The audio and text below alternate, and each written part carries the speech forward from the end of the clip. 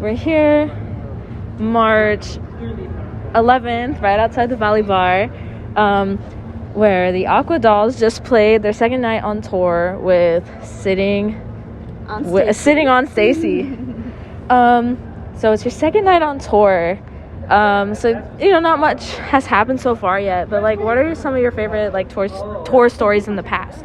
Oh my gosh, honestly, I'm just like honored that we get to play shows because like we spent so much time not playing during COVID, but like, I don't know, my favorite thing about touring is just getting to travel and go places that you've never been and people show up and they know your music. It's really cool.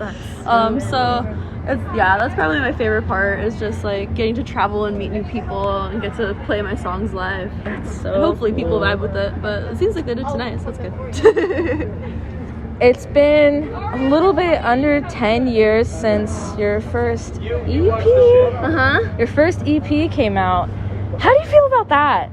Honestly, it's kind of funny because when I did that first EP, I didn't think anything of it, and I made it with my ex-boyfriend, and we spent like maybe like 2 days on it. There's so many mistakes on the recording, and like I just put it on Bandcamp because I thought the people from my high school would hear it and think I was cool maybe.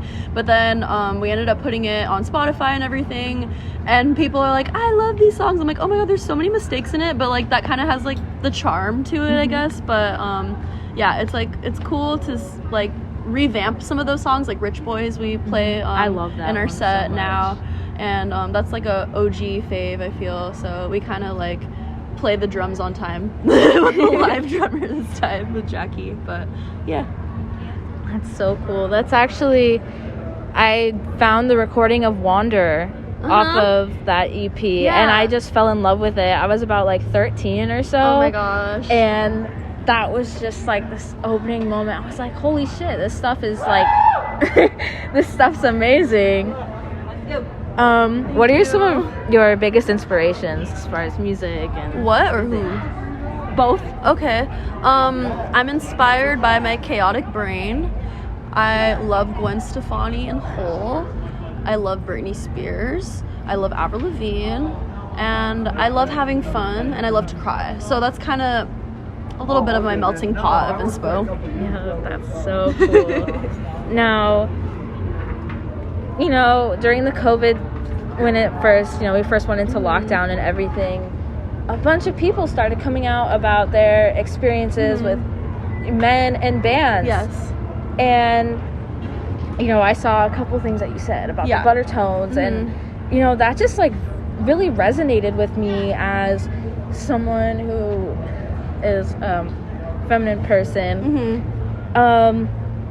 What are your thoughts like 2 years later about misogyny in the music scene and that record label that will not be named? Yeah, we don't need to speak of the name, but the people that know, and the ones that don't, you don't need to know. But yeah, it's kind of a trip, and I'm really glad what happened 2 summers ago happened, because my most important thing to me is having our shows be a safe space and having the music scene be a safe space.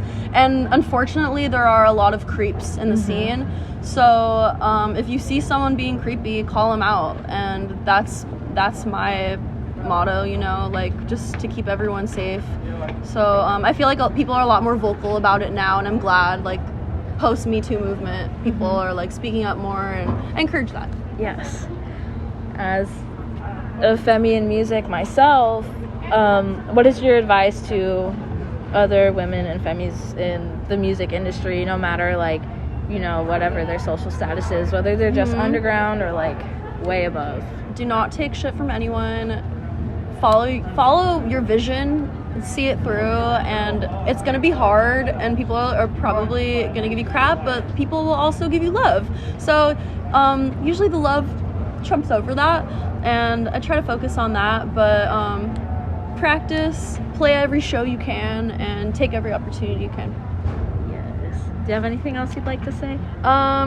We're gonna be recording new music when we get back from tour, so expect new music later this year, and more tour dates later this year as well, and lots of surprises. And go stream Cry Baby, our new song. Yes.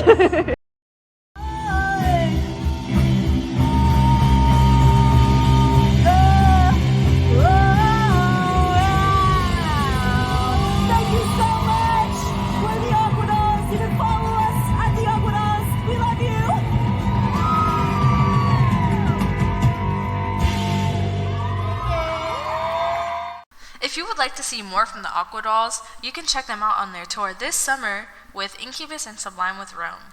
They will be here in Phoenix August 22nd at Auction Pavilion.